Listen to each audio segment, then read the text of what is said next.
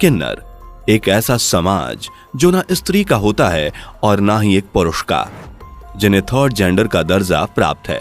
सभी समाज के लोग इन्हें किन्नर, हिजड़ा और भी ना जाने किन किन तुच्छ नामों से पुकारते हैं। दोस्तों, भले ही आपने किन्नरों को हजारों बार देखा हो, लेकिन हमारा दावा है कि फिर भी आप इनके बारे में ज्यादा कुछ नहीं जानते। जी हाँ दोस्तों, आज के हमारे इस वीडियो में हम आपको किन्नरों के बारे में कुछ ऐसी वास्तविक बातें बताएंगे जो आपने आज से पहले कभी नहीं सुनी होगी। ये बातें आपको हैरान तो करेंगी ही, साथ ही आपको किन्नरों के बारे में सोचने पर मजबूर कर देंगी। तो चलिए समय को जाया ना करते हुए शुरू करते हैं आज की हमारी यह खास पेशकश जो कि किन्नरों पर आधारित है। लेकिन उससे पहले कि हम वीडियो में आगे बढ़ें, हम चाहेंगे कि अगर आपको हमारा यह वीडियो और इसको बनाने में हमारी मेहनत जरा भी पसंद आती है तो वीडियो को एक लाइक देकर हमें मोटिवेट जरूर कीजिएगा, और साथ ही इस तरह के और वीडियोस के लिए चैनल को सब्सक्राइब भी जरूर कीजिएगा। तो आइए शुरू करते हैं।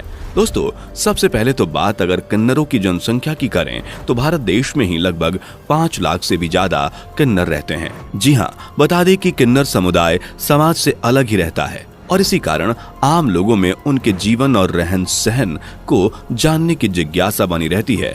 ज्योतिष शास्त्रों के अनुसार स्पर्म की अधिकता से पुत्र उत्पन्न होता है, रक्त की अधिकता से कन्या उत्पन्न होती है और वीर्य और रक्त समान हो तो किन्नर संतान उत्पन्न होती है।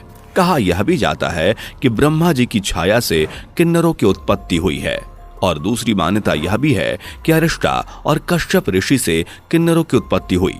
महाभारत में भी जब पांडव 1 वर्ष का अज्ञातवास काट रहे थे तब अर्जुन 1 वर्ष तक किन्नर बृहनल्ला बनकर रहा था। पुरानी मान्यताओं में कहा गया है कि शिखंडी को किन्नर ही माना गया है। शिखंडी के कारण ही अर्जुन ने भीष्म को युद्ध में हरा दिया था। किन्नरों का भी पुराने जमाने में एक गोल्डन एरा था। जी हाँ, किन्नरों को मुगल साम्राज्य में सबसे पहले अहमियत दी जाती थी। किन्नरों को महिलाओं के हरम की रक्षा की जिम्मेदारी दी जाती थी। मुगल साम्राज्य का मानना था कि किन्नर हमारे समाज का एक अहम हिस्सा हैं और इसलिए उन्हें इतनी बड़ी जिम्मेदारी सौंपी गई। हर एक किन्नर में किसी भी पुरुष जितना ही बल होता है और उसी बल की बदौलत इतिहास में किन्नर सेना द्वारा बहुत सी जंगें भी लड़ी गईं। मुगल शासन के समय किन्नरों को सबसे ज्यादा सम्मान प्राप्त हुआ था। किन्नर उनकी कई सेनाओं में जनरल भी थे और कई रानियों के पर्सनल बॉडीगार्ड।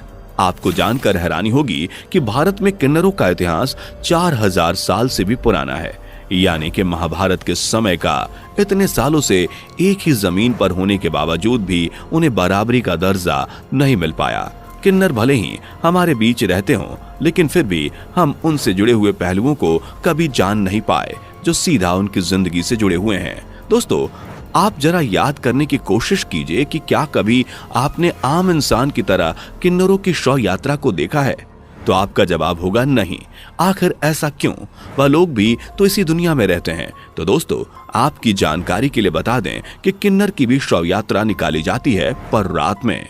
जी हाँ, किन्नरों की शव यात्राएं रात में निकाली जाती हैं ताकि कोई आम इंसान ना देख ले। इसका कारण यह है कि जब कोई आम इंसान देख लेता है तो वह किन्नर दोबारा से किन्नर के रूप में ही जन्म लेता है। किन्नर कभी भी मुर्दे को जलाते नहीं बल्कि दफनाते हैं। जब किसी किन्नर की मौत हो जाती है तो पूरा किन्नर समुदाय 1 हफ्ते तक भूखा रहता है। किन्नर की मौत के बाद उसके शव को जूते चप्पलों से पीटा जाता है।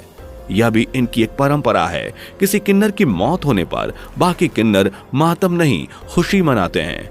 इनके यहाँ ऐसी मान्यता है कि किन्नर की मृत्यु होने से उसे इस नर्क के समान जीवन से मुक्ति मिली है। दोस्तों, क्या आप यकीन करेंगे कि किन्नरों का विवाह भी होता है? जी हाँ दोस्तों, किन्नरों का भी विवाह होता है। इनका विवाह इनके आराध्य देव अरावन से होता है, वो भी मात्र 1 दिन के लिए, क्योंकि अगले दिन अरावन देवता की मौत हो जाती है और इसी के साथ इनका वैवाहिक जीवन खत्म हो जाता है। दोस्तों, बता दें कि देश भर में हर वर्ष किन्नरों की संख्या में 40 से 50 हजार की वृद्धि होती है। पूरे देश भर के तमाम किन्नरों में से 90% ऐसे होते हैं जिन्हें किन्नर बनाया जाता है। वक्त के साथ किन्नर बिरादरी में वे लोग भी शामिल होते चले गए हैं जो जनाना भाव रखते हैं। इनकी दुनिया का एक खौफनाक सच यह भी है कि यह समाज कुछ ऐसे लड़कों की तलाश में रहता है जो खूबसूरत हों, जिसकी चाल ढाल थोड़ी कोमल हो और जो ऊंचा उठने का ख्वाब देखता हो, एवं यह समुदाय उससे नजदीकी बढ़ाता है और फिर वक्त आते ही उसे बदिया कर दिया जाता है। बधिया मतलब उसके शरीर के हिस्से के उस अंग को काट देना जिसके बाद वह कभी लड़का नहीं रहता। बता दे कि जब भी किन्नरों के समूह में कोई नया किन्नर आता है तो उसका बहुत ही भव्य तरीके से स्वागत किया जाता है। उसके लिए नाच गाने के साथ साथ खास दावत का भी इंतजाम किया जाता है। दोस्तों, ऐसे तो किन्नर बहुत खुश दिखते हैं, लेकिन असल जिंदगी में अगर उनकी जिंदगी के बारे में जानने की कोशिश की जाए तो ये किन्नर बहुत दुखी होते हैं। ये लोग अपनी देवी बरूचा माता से माफी मांगते हैं और उनसे ये बोलते हैं कि अगले जन्म में उन्हें किन्नर कभी ना बनाएं। दोस्तों, हमारे समाज में इनके कई नाम होते हैं, किन्नर, हिजड़ा और ना जाने क्या क्या। आम आदमी इनके पैसे मांगने पर ज्यादा विरोध नहीं करता और चुपचाप निकाल कर दे देता है। ऐसा क्यों? बहुत से लोग ऐसा भी मानते हैं कि इनकी बद्दुआ नहीं लेनी चाहिए, पर क्यों नहीं लेनी चाहिए ये कोई नहीं बताता। सच्चाई तो यह है कि किसी को भी पता नहीं, तो बताएंगे कैसे। दरअसल किन्नरों की बद्दुआ इसलिए नहीं लेनी चाहिए क्योंकि ये बचपन से लेकर बड़े होने तक दुखी ही रहते हैं। ऐसे में दुखी दिल की दुआ और बद्दुआ लगना स्वाभाविक है। बता दें कि साल में एक बार किन्नर फेस्टिवल मनाया जाता है। यह फेस्टिवल मद्रास से 200 मील दूर कुआगम गांव में होता है, जहां सभी किन्नर जश्न मनाते हैं। गुरु शिष्य जैसी प्राचीन परंपरा किन्नर समुदाय में आज भी पहले जैसी बनी हुई है। किन्नर समुदाय के सदस्य स्वयं को मंगलमुखी कहते हैं क्योंकि ये केवल मांगलिक कार्यों में ही हिस्सा लेते हैं, मातम में नहीं। किन्नर ज्यादातर तभी दिखाई देते हैं जब घरों में कोई शुभ कार्य हो रहा हो, जैसे नई शादी होना या बच्चे का जन्म होना आदि। ऐसे मौके पर किन्नर घरों में आते हैं, आशीर्वाद देते हैं और साथ ही दक्षिणा के रूप में कुछ पैसे भी लेकर जाते हैं। ऐसी मान्यता है कि किन्नरों की दुआ में बड़ी ताकत होती है और किन्नरों को दान देना बड़े पुण्य का काम है। किन्नर की दुआएं किसी भी व्यक्ति के बुरे समय को दूर कर सकती हैं। माना जाता है कि इन्हें भगवान श्री राम से वनवास के बाद वरदान प्राप्त है। कहा जाता है कि अगर आप धन की कमी से जूझ रहे हो तो किन्नर से 1 रुपए का सिक्का लेकर अपने पर्स में रखें। अगर किन्नर आपको सिक्का दे देते हैं तो उसे हरे रंग के कपड़े में लपेटकर पर्स में रखें या तिजोरी में रख दें। ऐसा करने से कभी धन की कमी नहीं होती।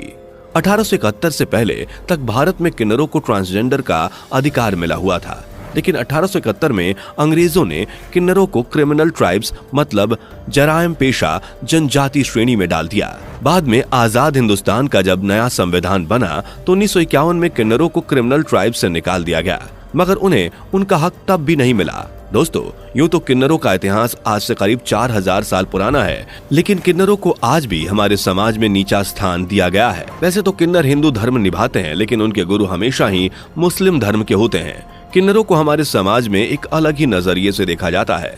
आज भी किन्नरों को हमारे समाज में वो जगह नहीं मिली जिसके वो हकदार हैं। दोस्तों, हमारे विचार में भले ही हमारा समाज किन्नरों को अलग समझता हो, लेकिन असल में इन्हें भी एक अच्छा स्थान मिलना चाहिए जहां इनका सम्मान हो, इनसे इंसानियत भरा व्यवहार किया जाए। बाकी आपकी क्या राय है, आप हमें कमेंट में बता सकते हैं। हमें आपके कमेंट्स का इंतजार रहेगा। दोस्तों, कैसा लगा आपको किन्नरों का यह अनोखा संसार?